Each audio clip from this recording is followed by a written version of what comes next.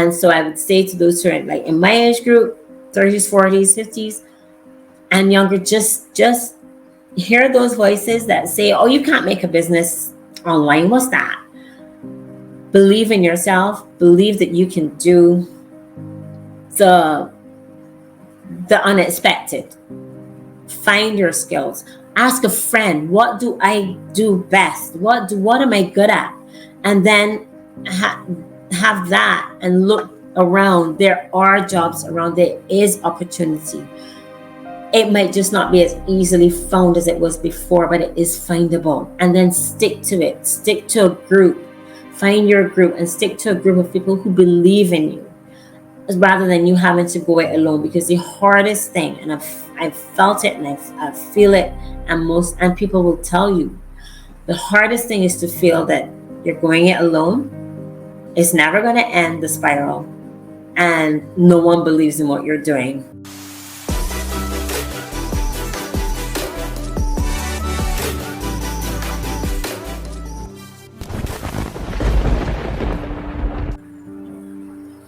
Hey, beautiful ladies. Hope you all are doing very well today. Welcome back to another episode on the Ticket to Freedom Academy podcast with your host, Sylvie. Today, I've got amazing news for you. I've got Dr. Lana in the house. Listen, guys, if you haven't grabbed your cup of water, tea, coffee, whatever it is that you drink, please go on right now and grab it, because we're about to be educated, empowered, and inspired by Dr. Lana. So I can't wait to bring her in, and we're just going to go straight into it. Hey, sis. Hey. Oh, so it's so good to see you. I'm so excited to be here. Thank you. Oh, thank you so much for your time. I know that time is a very big issue right now. And for someone to say, listen, I'm going to come and educate and empower your women, I'm always like, yes, thank you for blessing us today. Yay. So sis, please tell the audience where you're calling from or where you're talking from, and let's get cracking with this conversation. Okay, so hello everybody, ladies. My name is Lana. Husbands, yes, that is my last name, Husbands. I get that a lot. I'm from Barbados, tiny, just about this small island in the Caribbean. It feels big at times, but it's really a small tropical country. We've got some of everything: sands, beach, people, troubles, good times, you name it. But lovely trees, and yeah, just lovely people all around. Oh, thank you. And can you tell us what you do? Your profession? Are you a businesswoman? So yeah, I am a medical doctor. I've been just over 20 years. Can't believe that. And I've done emergency. I've had experience with emergency medicine. I presently own my own private medical practice that in July will be, well, September officially will be 15 years now. Wow. And that's it was an initial partnership, but now I'm flying solo since pandemic time. And then I also manage starting another online course. I did an online course, doing an online course for caregivers, but I also did postgraduate in gerontology, because I don't want to say plight, but the concerns of the aging person, I really wanted to know more about that. So I had recently done and expanded my knowledge in that as well. So officially, I'm a gerontologist. So just fancy name for the study and the care of older persons. Wow, I've never heard about genetologist. Yeah, gerontologist. So Gerontologist. Yeah, GRONT just means, actually means old person, Right. and then ology for the study of. So the study of the older person. Got you. Yeah. Well, I'll be very interested to have a conversation around that, because I co-authored a book called Your Children Are Not Your Retirement Plan. And the part that I wrote about was about the old people, and just telling them that, listen, we understand that you've made sacrifices for us. We understand that you may have lived in the age where or in the times where children naturally took care of their parents. However, we would like for you to know, as millennials and as Gen Zs, that things are getting really hard and you cannot make decisions, especially financial ones, that will Mhm. impact your retirement, your golden years, without having that conversation with us upfront. If you want to make sacrifices in terms of sending kids to expensive schools and not putting away anything for or into your retirement nest egg, um, you cannot then turn around and put all of that pressure on us, on me, that I have to look after you, because what if I don't succeed in life? What if I'm struggling as well with my own family responsibilities? Inflation is through the roof, has never been so high. No. uh, Getting on the property ladder is much more difficult because obviously prices are very expensive. Housing is very expensive, unlike Mhm. before. Everything is basically, skyrocketing when it comes to pricing. So you cannot do that. And just letting parents know that yes, maybe traditionally it was something that was expected of us, but things are changing and we have to start thinking about looking at this thing differently.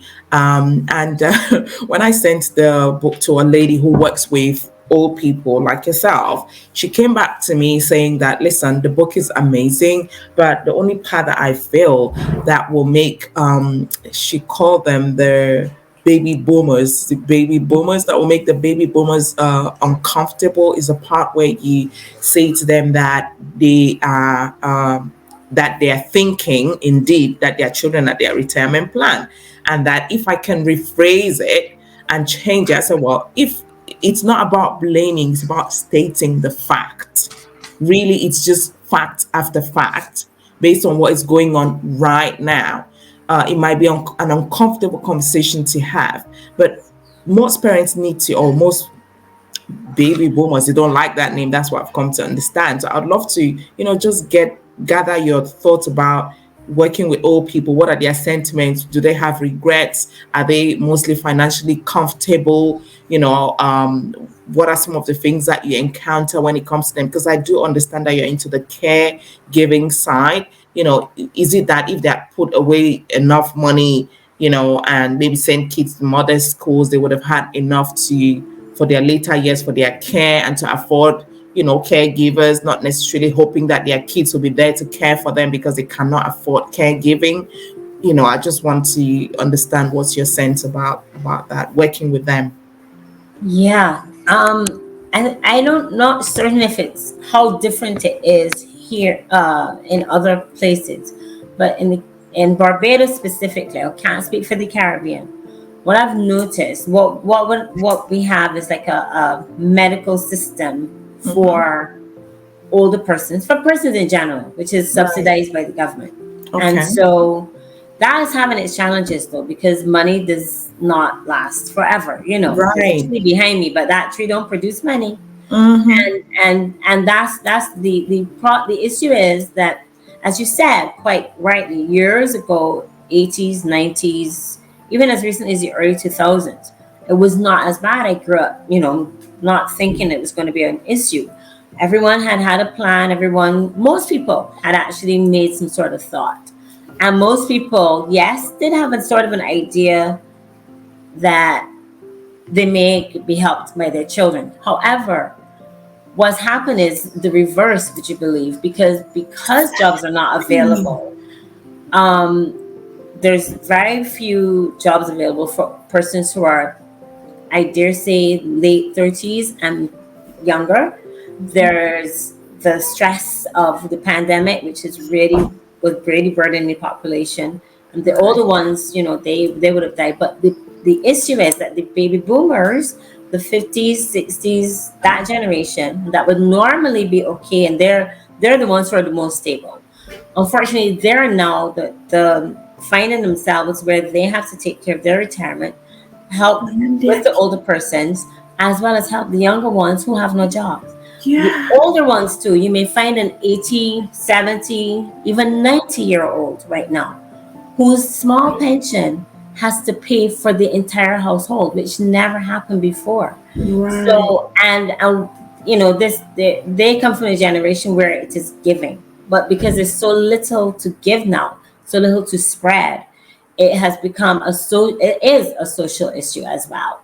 And so it's kind of, they expect their children to be their nest egg? Not from what I gather. What is happening though is that they're now feeling the stress of being obligated to provide yet again, as when they were children, to provide for a full adult with the little that they have to try to make ends meet, because the things are so slidey right now.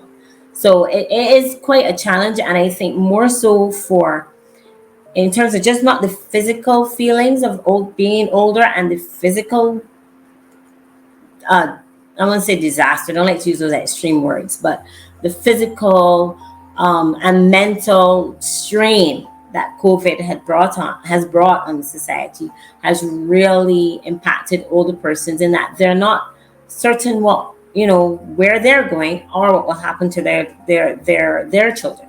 So it's kind of it's a very testing situation right now. We do have some people who have had a little bit more, maybe different, depending on their job, but it's kind of it's kind of challenging at the moment. It's kind of heartrending actually to just see how they feel so helpless. But they, we're trying, and the we really do need a community of sorts like we had before. It was a community. So I think a community minded thing where we just have local community bits and just globs of people setting up their own community would be something I would look for. But right now it is, I don't want to paint a black picture, but it is sort of, it does require a conversation, as you said.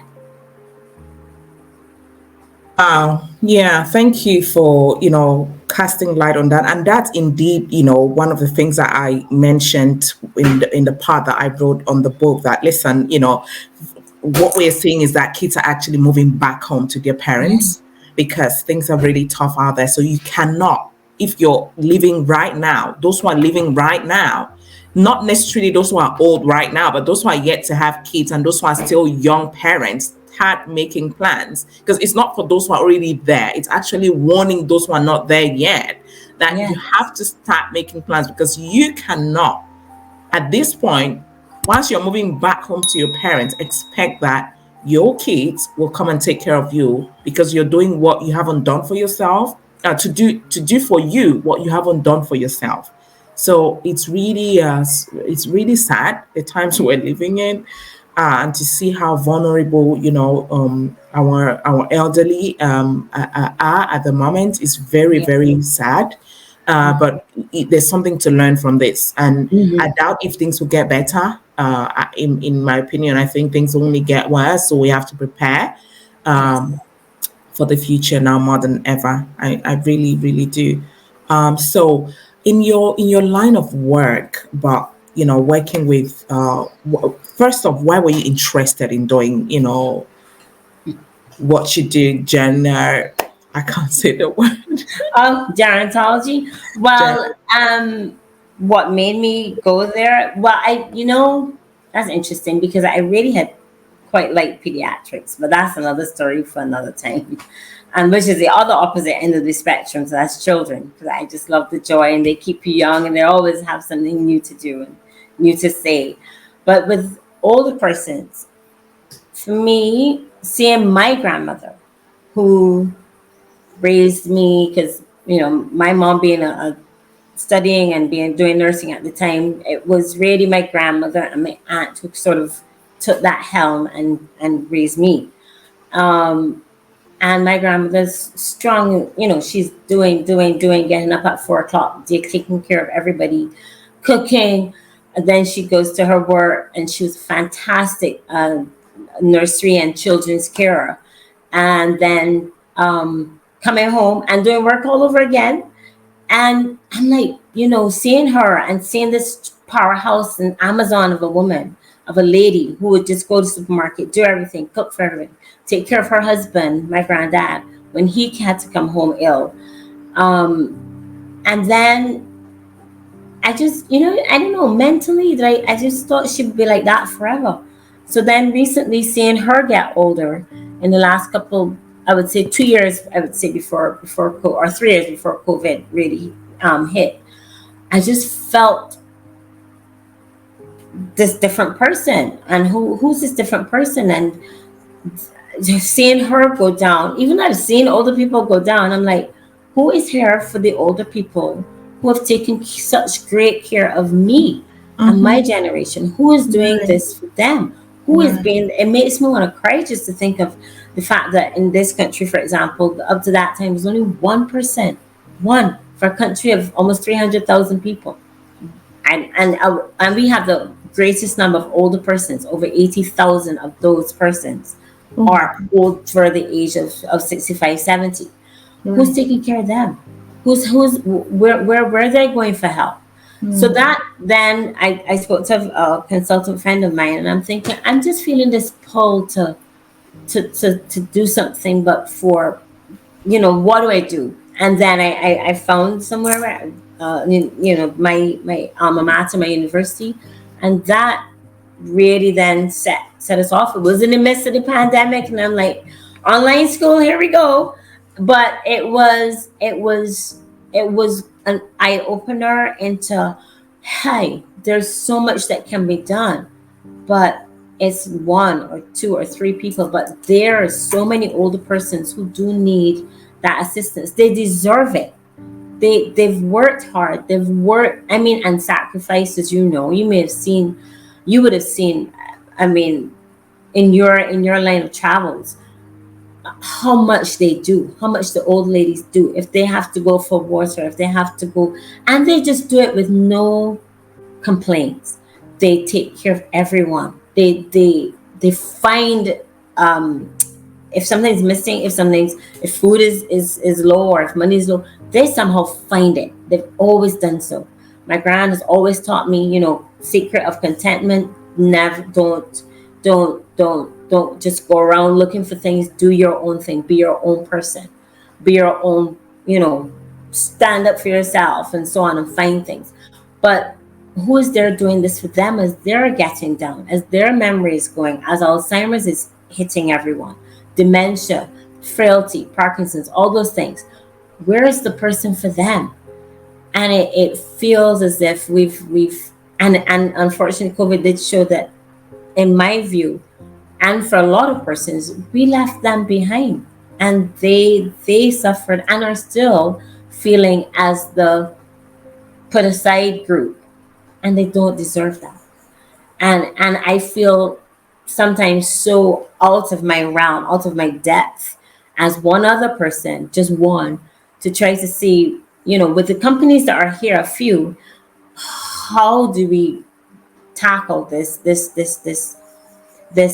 situation, which was brewing, but didn't we just thought, as I said, it seemed like we just thought they will live forever. They just go on and on and on. So how can I help? Where do I what services can I provide? Who needs it more in that realm? And then that's where it went on to the older person, and then to the caregivers. So I don't know if that answers it well, but it was just from seeing where my grandmother has come, and knowing that she just represents so many others who have given from heart and deserve the best of treatment and the best of care that can possibly be given. Wow, wow. That's very touching. I mean, I see that with my grandma. My grandma, she was recently ill.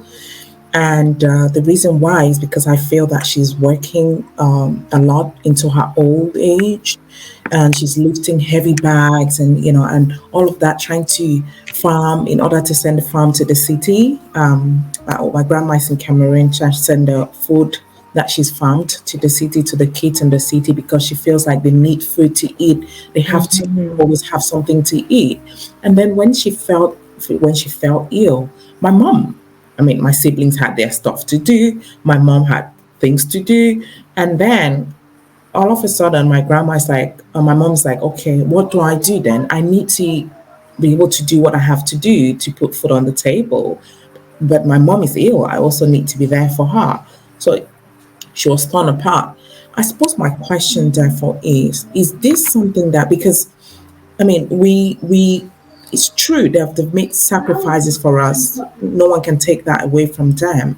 But should we be rethinking how we live our lives in the sense that at the old age we might not have the support that we felt that we would have?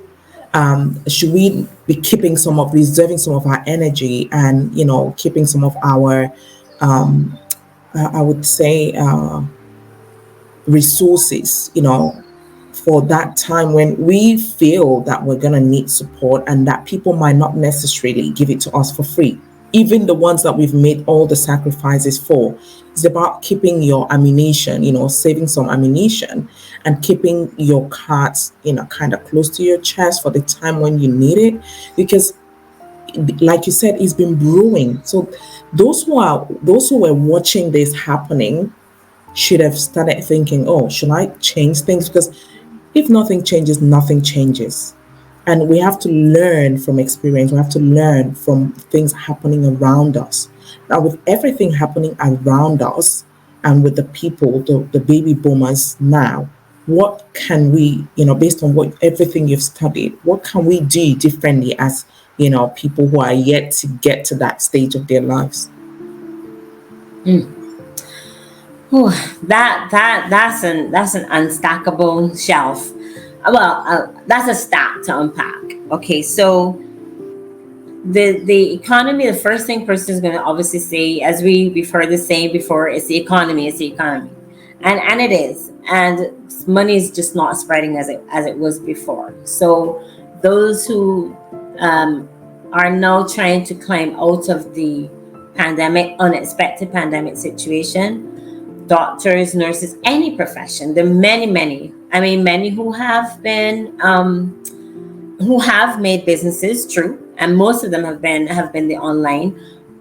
The traditional businesses, quite honestly, they're not as robust as before. So and the small shops, like the small persons, they're closing down. I'm finding the big conglomerates, they're the ones who are taking over.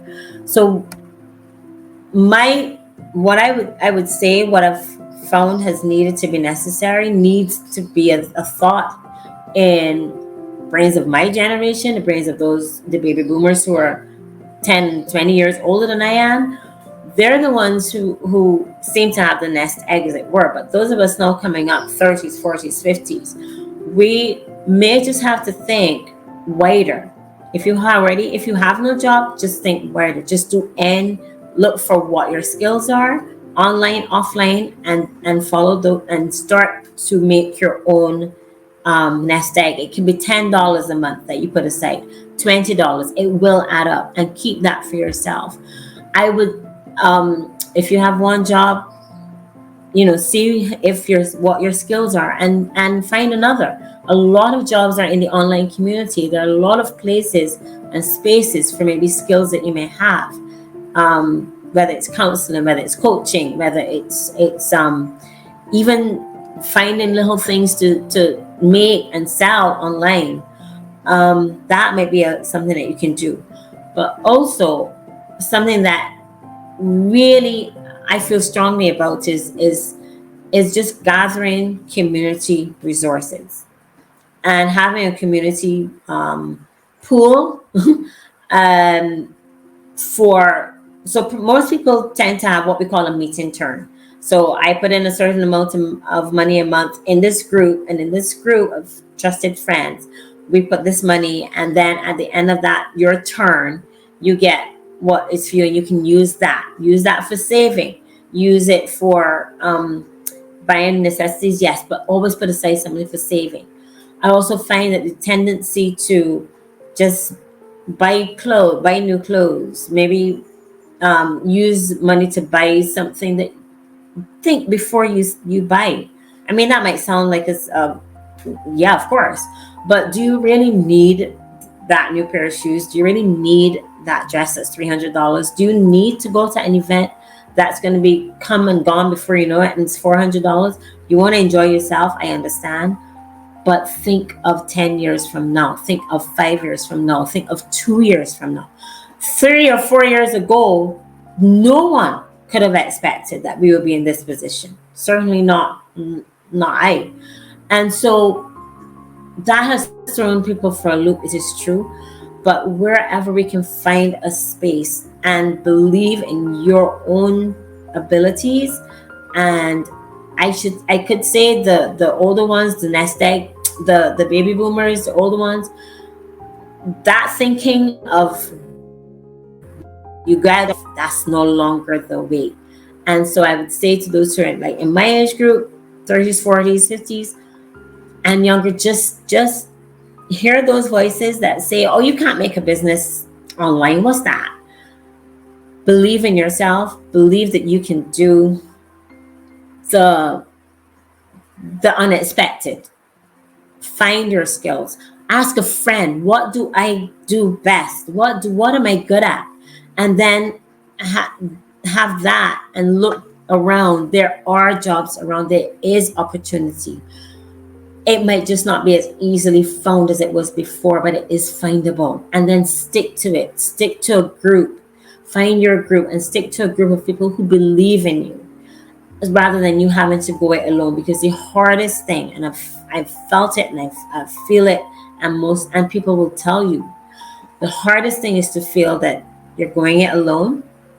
It's never going to end the spiral, and no one believes in what you're doing but you. You have to wake up every morning with that thought in your head. So community, searching the unexpected, looking for other opportunities, expanding opportunities, finding your skills, and being willing to do whatever is necessary, and being also mindful enough to just say, look, $10, I'm just going to put that down, because it's going to add up. You don't see where it adds up, but it will. So it's not, sometimes it feels as though you're starting from scratch. Yes, but if we start from scratch now, 10 years from now, it will still be better than if we do nothing. I mean, you've said some very powerful things, and I'll just bring it back to a CNBC video that I saw recently, which broke my heart, quite frankly. And I want to make a YouTube video about it. It was a 74 or 78-year-old lady, and Dr. Lana, listen, when I was doing my research to co-write the book, what I found out was that so many older or elderly people in our society were homeless. Yes. They were living in some very heart-wrenching conditions. Most did not even know where their next meal would come from. I don't know how they lived their lives. I don't want to judge them, but I feel that they were in a, like you said, they didn't see this coming. The cost of living is insanely high. Maybe they were paying rent for $200 then, but now rent are like $700 for a tiny space. And because their income, their savings, cannot match the prices right now, they're struggling. And unfortunately for them, their children find themselves in the same situation, kind of. And their children have little to support their parents with. Yeah. I came across this video of a lady who is 74, 78. She was delivering pizza from Pizza Express to a family. I don't know if you've seen that video. And when she was about to step on the patio to go deliver the pizza, just 1 foot up and she fell.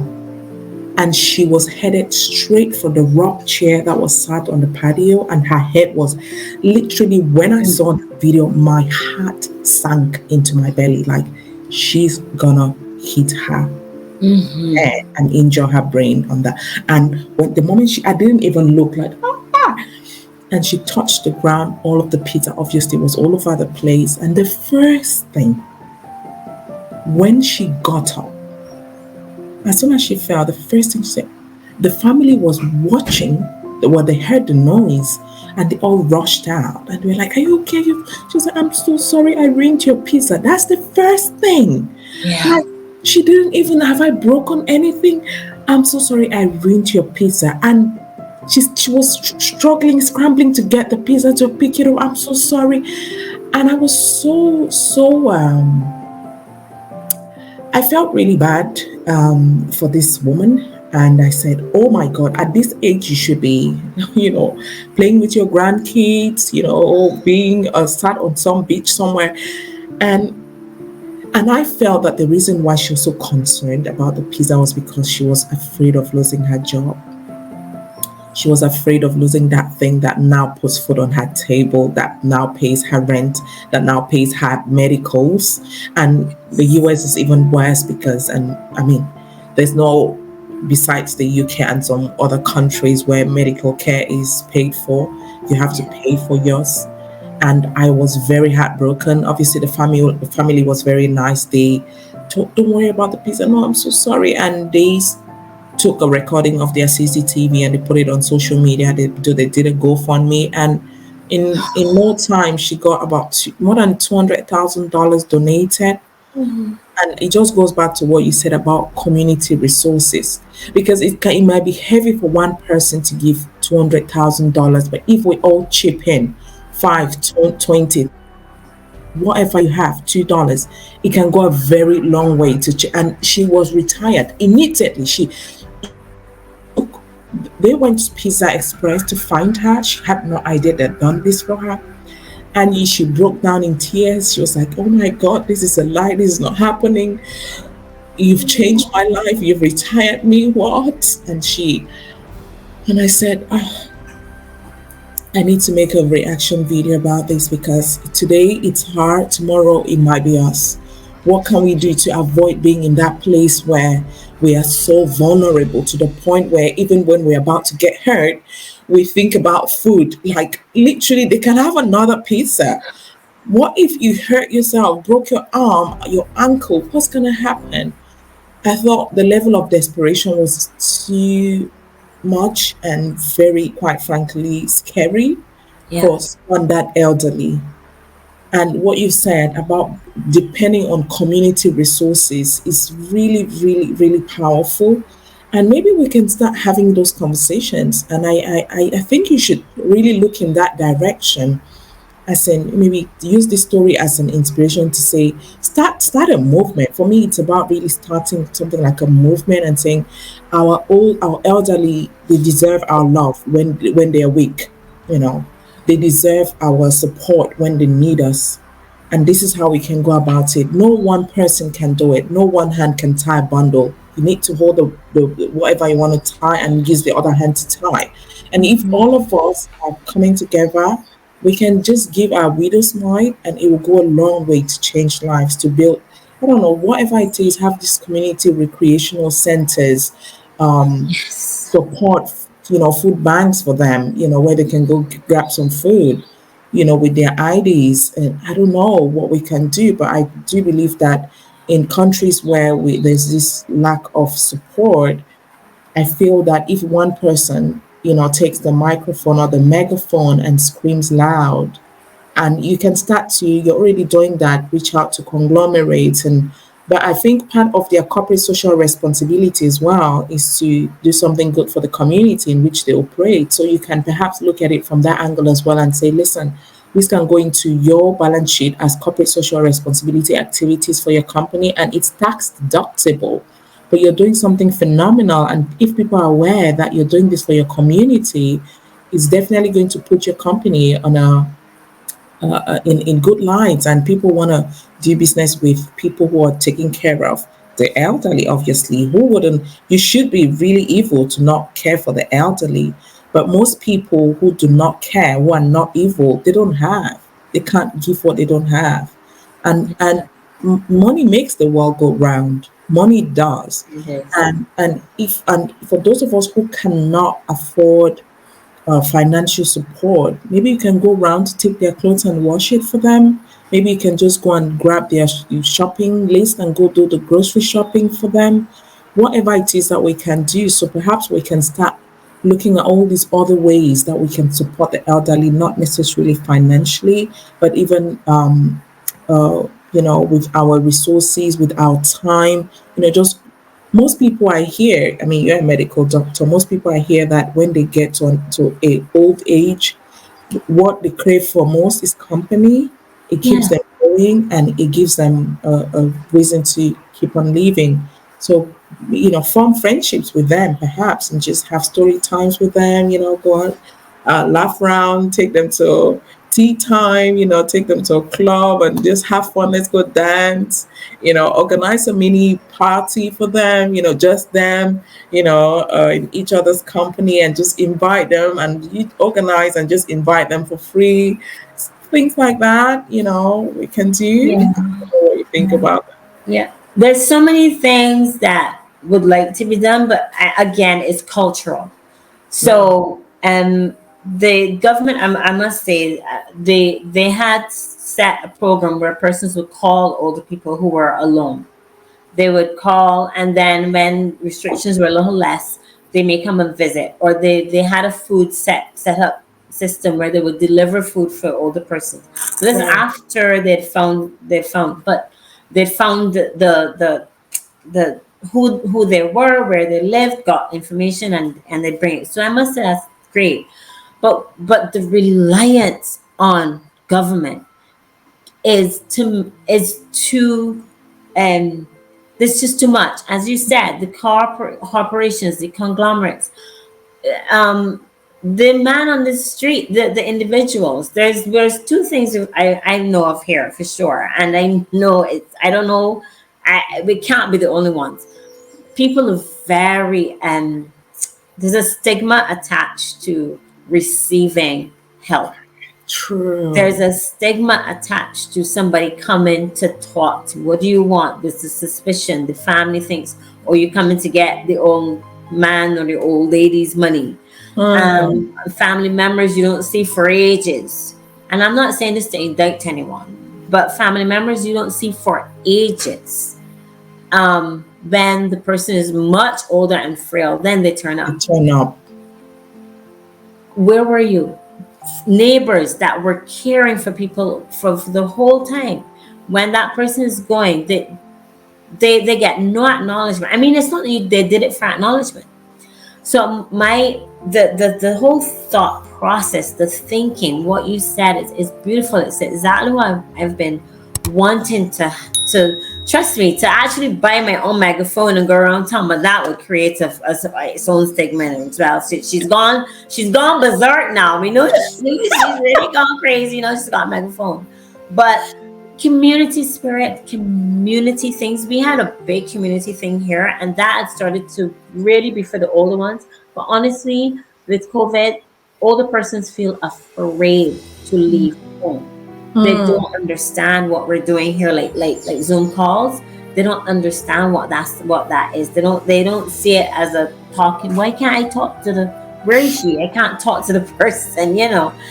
And some are great. Everybody's not in the same category. We've got really great, strong, sturdy, very, very very handy, and I mean stronger than you and me. Can go up these hills and dales. yeah, my grandma.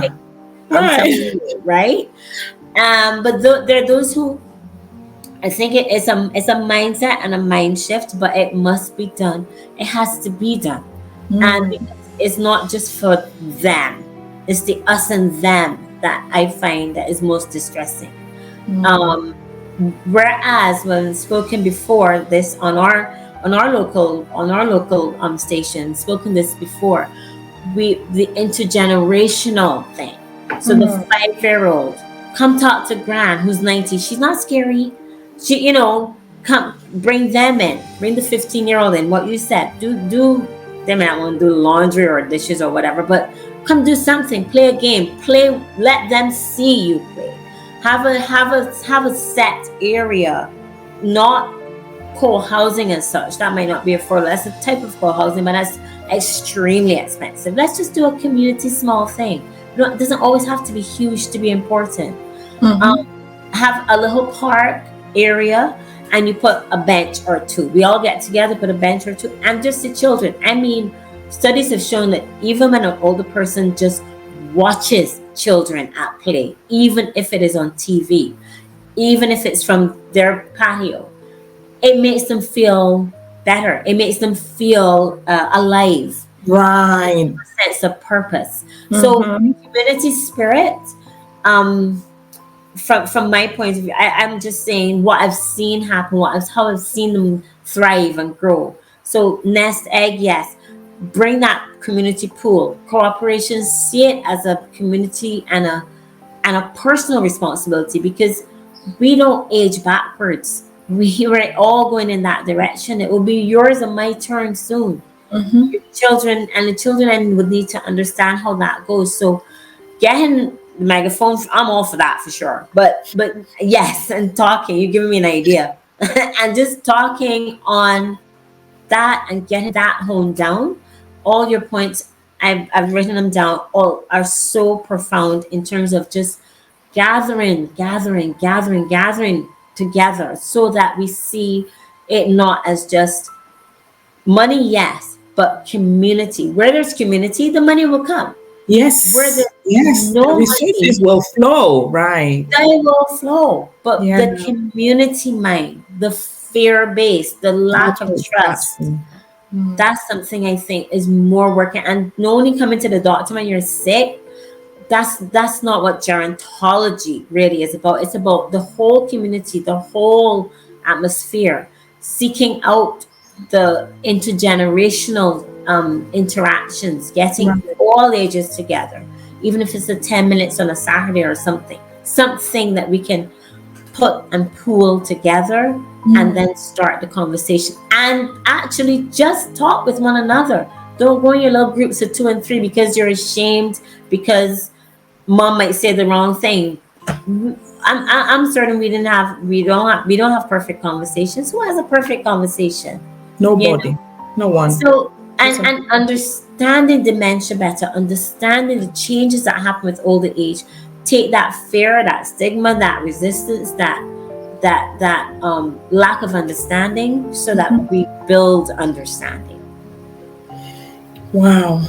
I can't wait to see what you do in this space when it comes to you. And I'm catching some vibes and I'm getting some ideas on what I can do to support my own, elderly community back home in Cameroon. Obviously, those here in the UK, they have lots of support, so they don't need that kind of support here. Yeah. So, Dr. Lana, I'm very passionate about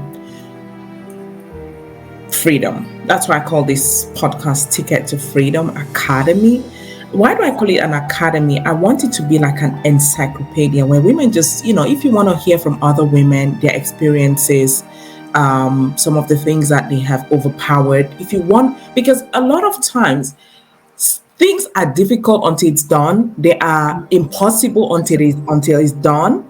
And when we come and sit down and just hear other, like I was telling Jeannie, that if I had heard her speak when I was depressed, it would have changed a lot for me. Just listening to her story, I'd have said, "Oh, she's been through worse. What am I doing thinking I should kill myself for what? She's been through worse and she's okay. And she's promising me that there's light at the end of the tunnel and that everything is going to be all right." That's why I started this podcast to say, listen, I want ladies to come and just talk to one another. I want it to be like a conversation that we're having at coffee or at lunch, but we're recording it and just saying, okay, let's listen to this and see what we can learn from this. And for me, freedom is about, for me, the baseline, as I told our guest number 4, Miss Mary Therese.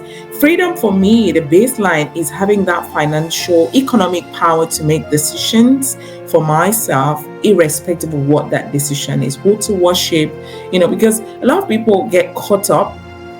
Yes, there's God, but some people cannot worship the God of heaven and earth, the Father, God the Father, God the Son, God the Holy Spirit, because they are depending financially on someone who doesn't believe in God. And if that person tells you that you cannot worship that your God in my house because you're depending on them economically for food to eat, for a roof over your head, I'm sorry, but you can't do it. So for me, the baseline of freedom, and she said something powerful, that freedom was given to us on the cross when Jesus died. When he said it is finished, and he said, I give you, permission to live life and have life in abundance. He gave us freedom. Yes. However, we have to take it. It's been given. Many times people give us things, but we don't take them. It's been given. We have to take it. And for me, the way I look at it, the way my little brain is wired, and based on my experiences, to be honest, is that freedom has to be that financial cushion. That's where you're, for me, that's the foundation where on which I've built my house. Because when I was growing up, my father died early and I was exposed to a lot of evil, a lot of it. And most of it was from older men who wanted to exploit me sexually because they felt like I was vulnerable and that I would benefit from a dollar or two. And the way I started thinking was, oh, if I have my own money, then I can live where I want to live. I can be away from these people. I can eat what I want to eat when I want to eat it. I shouldn't be worried that if I fall sick, I might die. Things like that. And that really fueled my desire to become free, to break loose. Not that I wasn't a Christian. I went to Catholic school. I spent years of my life praying the rosary and praying the Our Father. We're going to church all the time. And I quite frankly believed in Jesus Christ as my personal Lord and Savior. However, at that time, going through everything I was going through, I didn't have the faith that Job had. I did not have it. And I felt extremely vulnerable, and I sought solace in my being able to pay for stuff that I needed, like my basic needs. I suppose my question to you is, what does freedom mean to you? And are you free? Wow. Oh, now you're gonna start the war. The where it's going. What does freedom? I've been thinking about that for sure too. Freedom for me is being able to wake up, smile, roll, which I've started to practice, roll around in my bed and just say thank you, and know to my God, and know that um, I can provide for myself. I can help someone in need. I can I can go to the places I've always wanted to travel. I can leave the I cannot leave. I can release some of the huge responsibilities that are right now mine to hold because of all the changes that have happened in such a short space of time, and severe illness I had in 2018, which still kind of affects me at the moment right now. But the freedom to be able to do that and not have to think of what's happening next, what if this doesn't work. Hmm. And so am I free right now? I, in my heart, my heart knows that I am free. I can do all things. I truly believe that Yeah. I am capable of all things. I am. Hmm. That's my God-given gift. He's given it to me as a right. He's given it to me as a privilege. If I feel that way fully right now, honestly, no, because it's not ticking. It doesn't have to tick all the boxes. I just want to feel like I can say, okay, with this, I don't have to think about it. I can go do this. I can go help the next person. I can go to a safari and just help with the elephant sanctuary. I mean, I just want to be in a place where I can just feel like this is it. And that for me would be with I know might sound strange, but just a soup kitchen, serving to the poor, going with animals, saving on an elephant sanctuary, a safari sanctuary. That's my dream. I know it sounds weird, but I'd happily be with the crocodiles, and elephants and whatever. So, but in terms of that, how that will work itself out, that's for me is a prayer right now. That for me is I'm going deep with that right now to see where that leads me. And it may completely look completely different from what it looks like right now. I'm talking to you here. I am open to whatever is coming to me, and whatever that turns out to be. That's why I the definition of doctor is just, that's just the definition. That's not who I am. Who I am is who God made me to be, which is Right. heart and soul and whatever, to give, to be there, to see someone who's hurting, and I love that I can help those who are hurting, like physically or meant or in a position, and help them to feel better. It's really all that fills me up. I feel it fills me up to help someone to feel better. That Mm. does. Mm. So, as whatever that looks like, that's what freedom means for me. If that, however, that's the best way I can say it. Wow. I mean, that really comes very close to my definition of freedom. You said something that hit the nail for me, and that was being able to do everything that I want to do. In terms of, yes, I feel that I am free in my heart, but the things that I want to do, I don't feel like I am free at the moment to do them, because 99.9% of the time that involves being having an abundance of financial resources to say, listen, I don't want to practice anymore. I want to have a lot of money in my bank account that if I encounter anyone who is struggling, I will be able to support them. And that's what Dave Ramsey says of the Ramsey Solutions. He says that right now we have to, like you said, you don't need that pair of shoe. Do you really need it? If you do not necessarily, and I said that in one of my videos on YouTube, practice delayed gratification so that Okay, you I've can seen that. Yes. you can have later what a lot of people do not have today. The thing is, being able to get to where you can go and have time in the safari, like I was in the safari recently, the elephants are they're doing great. However, to be able to afford that and do those things, you have to have made some sacrifices. You cannot spend everything you have. And also, doctor, this might sound controversial, sis, but many times we live our lives for others. And I'm starting to speak up against that because I feel that my dad lived for others and didn't quite live his life. And I feel that it is not fair on family members or friends or loved ones to put that amount of pressure on us to to be there for them when we cannot live our lives to the fullest.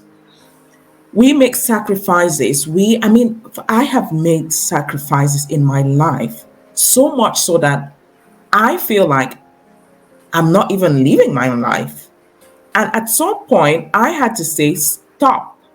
When are you gonna leave? Like what I'm saying now is based on experience that I have given all of my resources away, and I got to the point where I didn't have nothing, and none of those people that I had given to were even a fallback. Why? Because when I was giving them, like John D. Rockefeller says, charity that doesn't help the receiver to graduate from it is injurious to them. It is not helping them. So when we're giving away, helping people, and putting ourselves, setting ourselves back, because every time that you put yourself last or you keep pouring out of your cup, you're Yes. going to get to the point where your cup is going to be empty. Well, my cup has been empty many times, and Oh it my takes a God. lot of times. It takes so much more energy to fill it back up. Oh my. I feel what you're saying. I know I don't. I feel what you're saying totally, Yeah, and sometimes it does feel like, when do I get my turn? exactly. And Yeah, I've been telling when my is my partner turn? recently, I said, enough. I want to leave. I want to leave. I want to be able to go on those holidays. I'm working for it. When am I gonna leave? And as women, we've got children, we've got a partner, we're the first aiders. We have the heart of nurturers. Look at you. You're thinking about caring for the elephants. You want to care for the elderly. You want to care for the poor. We have that heart to give as women. But do we sometimes just sit back and say, what about me? Because of what use are we gonna be to anyone if we are depressed, if Yes. we are suffering mentally, emotionally, and we forget that if we keep pouring out, then we'll get to a point where we are unable to pour out. And what good are we going to be to anyone? Because listen, says, what I've come to realize is that people will keep taking as long as you keep giving. They Yes. will never say, no, Yes. it's okay, keep that for yourself. No. No. No. I'm serious. I told someone I said, you know what? I feel like we just get used and used and used until we break Yes, down, we fall, and then what you do? Oh, you're down. Oh, let me just step over you and go to somebody else and just use exactly. them and use them. That is literally some. And then you're there, and that all you were to Yeah. yourself. You weren't to yourself. Is that all you were? A sacrificial lamb? There's Mm, already been a sacrificial lamb. It doesn't have to be you. mm, It doesn't have to be me anymore. And the way I'm exactly. feeling like that, I feel the way I feel the pull to help, but the pull to feel for me, to do Mm. me. And it's not selfish, it's No. selfful. Oh, thank you. Inyala Selfful. Vanzant. Mm, It's mm, okay to care for me. Right? And that's the whole point for the caregivers. If you don't care for you or for me, then there, when you look around, who's there? no Who's one. there? No No one. one. No Does it make one. sense? Nobody. No one. No So one. think of it as a, I'm caring for me, as you said, charity. That, what is it, that statement? I love that. I'm gonna write that down, frame it. Oh, okay. Charity. Charity that does not help the receiver to graduate from it is injurious. It's like an injury to them. You're Yes. causing them injury. Yes. Because, sis, we don't, most times we don't go to find food when we're not hungry. People don't just eat. When you feel like you're gonna be kicked out if you don't pay your rent, you're going to do everything. Your survival instincts will kick in, and Yes. you're going to go and find a way to earn the money. And that's why this message that we are preaching is very important, to start warning people that you might get to that place where you don't have a food to eat. You're going to be like the woman who tried to deliver pizza and almost broke her skull Yeah. at the age of 78. What are you thinking about? Because at the moment, when you have, you think you will always have, but we have to put away. We have to make sure that at least droplets are going into our cup so that that cup never runs dry.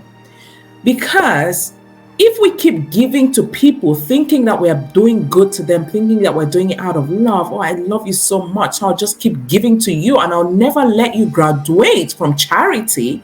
I'll never let you go and learn how to catch your own fish.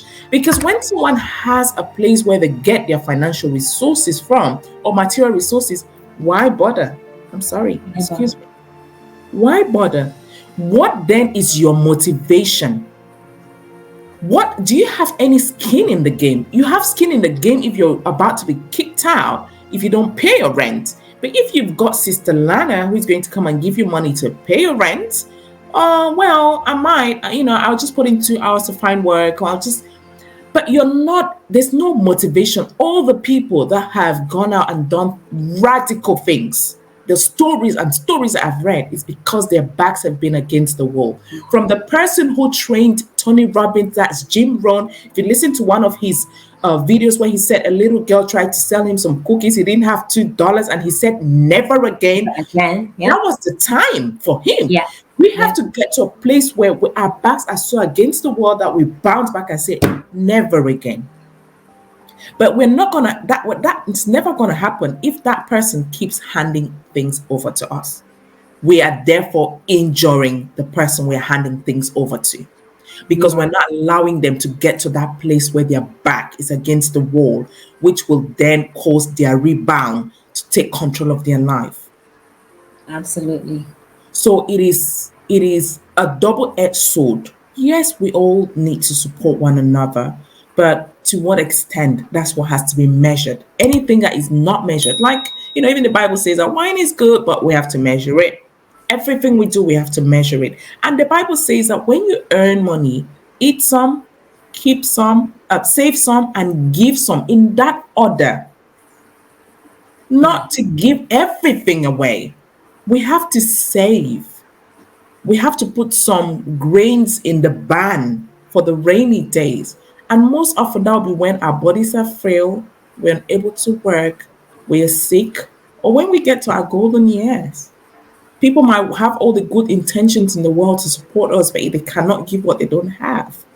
And you cannot live your life counting on other people, because even the Bible says that your father, your mother, your brother, your sister, your children will let you down. Yeah. But Jesus never fails. So if Jesus has told you, listen, do this, why don't you do it? Why do we always feel like we have to give our all, pour out our soul? Like you said, the sacrifice was done on the cross of Calvary. The lamb was slain. That's it. And I tell people now that I'm not your Jesus. I'd love to, but I'm not Jesus. I have to take care of myself. And Jesus expects me to do, the Holy Spirit expects me to take care of my body, including my mental health, including my physical health. And if my mental health is in a bad place, which I have experienced, my body broke down completely. I Yeah. was crawling in a house with kids, still thinking of how to support other people. But not again. I'm never ever going to be in that place again. Now, I put myself first. And I've just realized something, sis, that every other person is okay.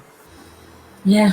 They gave the impression that, oh, without me, they're gonna, they're gonna starve. I learned the hard. They manage. They They do. do just fine. Yes. And trust me, being through awful marriage, awful divorce, money's gone, uh, partnership that that I'm still reeling. Pandemic and all the things that happened with that, illness times two. I mean, we could have a whole nother conversation on all that. But so I'm Mhm. saying you may look and hear that it's old doctor and oh she's all right. Look, the pretty things and whatever, all the fancy dancing, all the sparkles. Behind all the seeming whatever, no one but God knows what Right. each person has been through. Mm. And no one but God knows what you've been through or what I'm been and going through.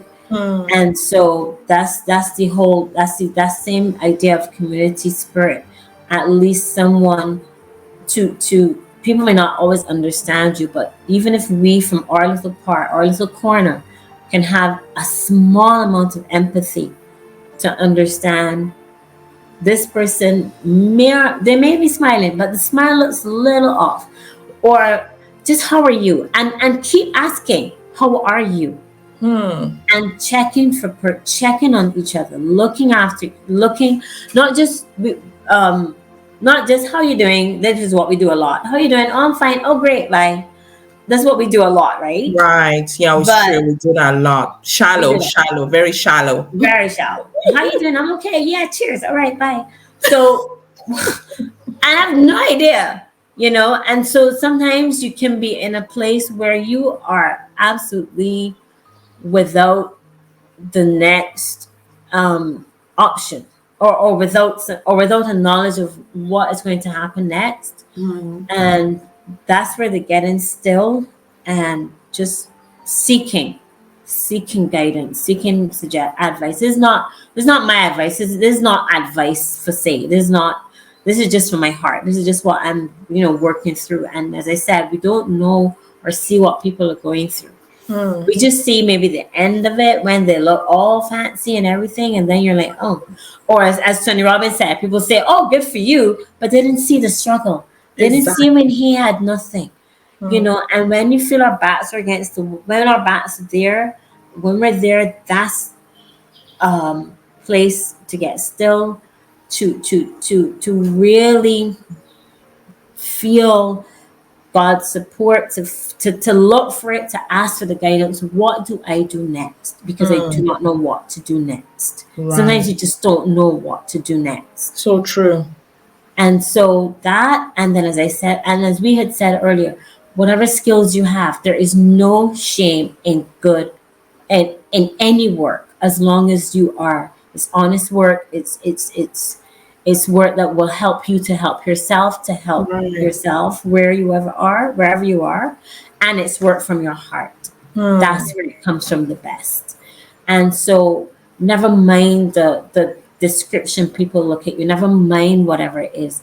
Do you look fit, feel you, ask for help, please ask.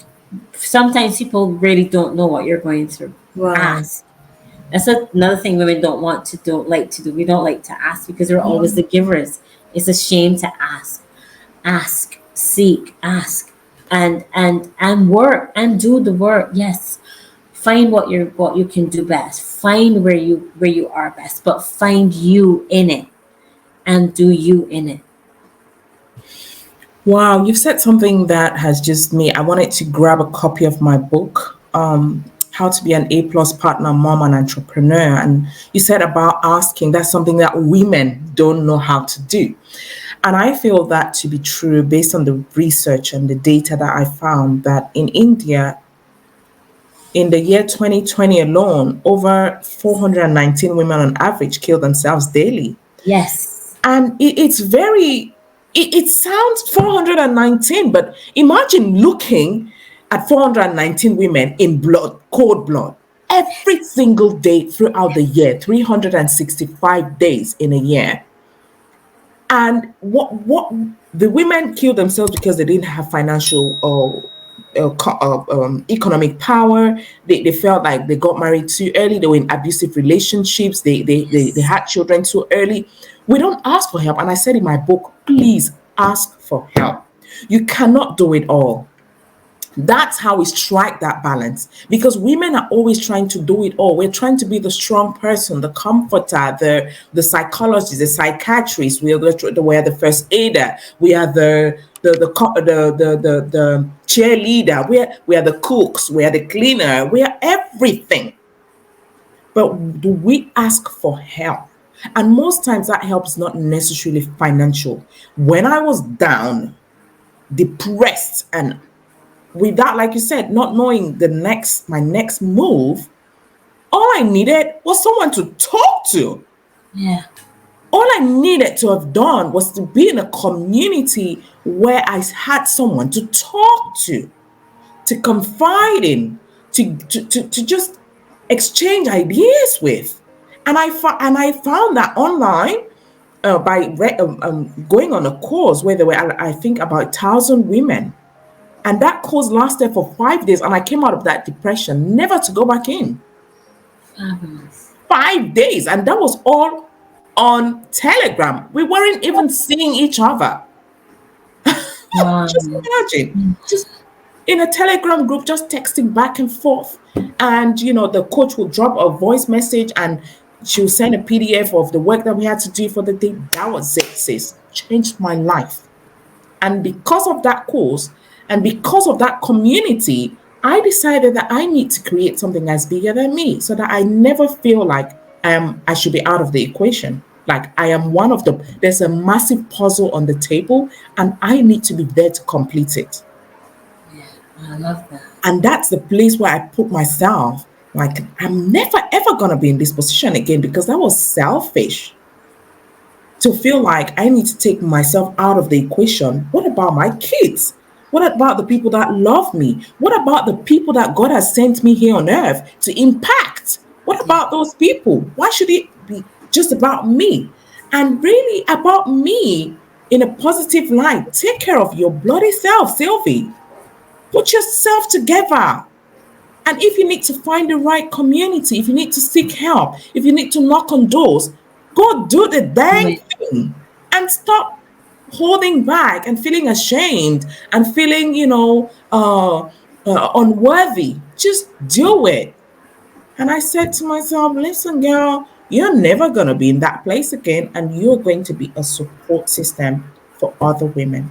Hence, every other thing that I have done. Started the Young and Independent Community, started writing my book. I have a couple of other books that are still to be edited. Uh, Wanted to put my story out there to inspire young women, the courageous Black girl. I just have been doing things back to back, and I don't intend to slow down anytime soon. So, yes, sis, you hit the nail on the head. We need to be able to ask and seek for help. We absolutely need to be able to do that as women. And ladies, if you're listening, I beg you in the name of God, when your back is against the wall, long before it even gets to be against the wall, cry wolf, Yeah. reach out. Yeah. Just being able to Mm. exchange on an afternoon, just being able to have a conversation like myself and Cisa having right now, game changer. It Yeah. can absolutely turn your life around 360 degrees. And thank you so much for mentioning that, sis, because this is something that we don't talk about a lot. And that's Mm. why Jenny, in episode 5, she was crying and saying, oh, a lot of us talk down on ourselves. And every time we say we are not worthy, we're actually discrediting God and We his are. perfect creation in us. And who are we to discredit God, the creator of heaven and earth, of all living things, the one who owns every single thing that mankind has ever experienced? Discredit him? Really? And so, seeking help really for me is something that changed my life, and I can never take that for granted. And I will continue to preach and sing out loud. Even help can be coaching. If you're dealing with any parent at the moment, you're struggling with caregiving, Dr. Lana, that's her field. She's a specialist in that. Go on and talk to her. Listen, guys, money, when I was paying for the first course that I paid for, that was the first investment I did in myself. Maybe that investment you're about to do by hiring or paying Dr. Lana to help you walk through whatever you're dealing with at the moment with caregiving or with an elderly, like she did with her grandma. That's the one thing that's the one hump that once you jump, you will just go into the brighter side of life. But there's a saying that the night gives way to the day, and that troubles may last through the night, but joy will come in the morning. Morning. Oh, But we have to anticipate that joy. We have to anticipate that light at the end of the tunnel. Otherwise, if we're living hopelessly, what is there to live? That's why people, get to the point where I was in and we feel like it's time to out. It's time to let go. So we cut have, out. yeah, Yep. yeah. We have to seek help. Whatever you're struggling with, you're struggling financially, get help from a business coach. If you're struggling with caregiving and someone that you love dearly and you're affected by what they're going through, get help from Dr. Lana. There is help out there. Just reach out. Reach out and someone will give you a hand and change your life forever. I hope you're hearing this, ladies. Do not get to the place where I got to. It's not a good place to be in. No, You it's might not. not feel like you will ever get there, but I was one of those people who felt like I'm never gonna be depressed or suicidal or be in a mental place where I'm gonna want to kill myself. Like, are you kidding me? Life is beautiful. No, those things accumulate, they compound, and then boom, and then boom. So before we get there, let's take a step back and breathe and say, listen, I'm in your inbox, Dr. Lana. Says, please, I need your help. I'm in your inbox, Sylvie. Please, I need your help. I'm in your inbox, Janie. Please, I need your help. Hi, Mommy T. I need your help. Alex, I need your help. How can you help me, Lisa? How can you help me, John? How can you help me? Just ask for help. Because people are not magicians. They don't know what you're dealing with until you open up. They're not going to know. If Job did not tell his friends what he was going through, they would not have visited him. They would not have mourned with him. They would not have uplifted his spirit when they did. So we have to ask for help. It's true that we're often skeptical about opening up to other people, but like Dr. Lana said, it's about going past those myths, those barriers, those things of distrust, and building a sense of community where we can all live uh, in serenity, in peace and love with one another. That's what it's all about. Yeah, That's what it's all about. We just need to. We just need to remove the barriers right, and connect. right, Can really connect with each other because Going it alone just makes it worse. It makes it harder. It makes it harder. Much So, harder. yeah, don't go it alone. And Jesus needed the help of Simon of Cyrene. He needed the help of an angel who came to him, and when he was feeling, there are times when we are just not going to know. And I've been there. I've been there, been there, been there, been there. The sad divorce. You can't. You read another conversation. But when you're all flat on the ground and you just all you have to do, all you can do is look up. Just stay there, but look up.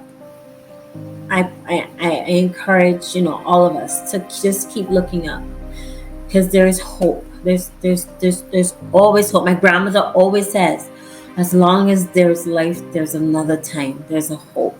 There's hope ahead. And she lived that, and she's living that. She's 91 now. She'll hate me saying her age, but she's lived it. She's done it, and she's graced my generation. Me, I feel it from her, and I know that we can all do so much with each other, for each other. We just have to acknowledge the flat out and then come again. Wow. Yeah, this has been a really deep and profound conversation. I've enjoyed every second of it. Thank I you. wish we could just go on and just. Oh, I know. It's like this was amazing. I really just enjoy this, what I call porch sit down, like Right. the old patio porch sit down, like, yeah, where everybody's around. This is Right. amazing. Thank you. Right. Thank you, Thank Sil, and bless you for all that you are doing to help women, children, just the younger ones, people to realize that there is always a light. There, as Jeannie said, there's always room. There's always something you can do. you. Be not ashamed of anything that you are, because we are already a gift. There's no shame, and there's no gift that has any shame to it.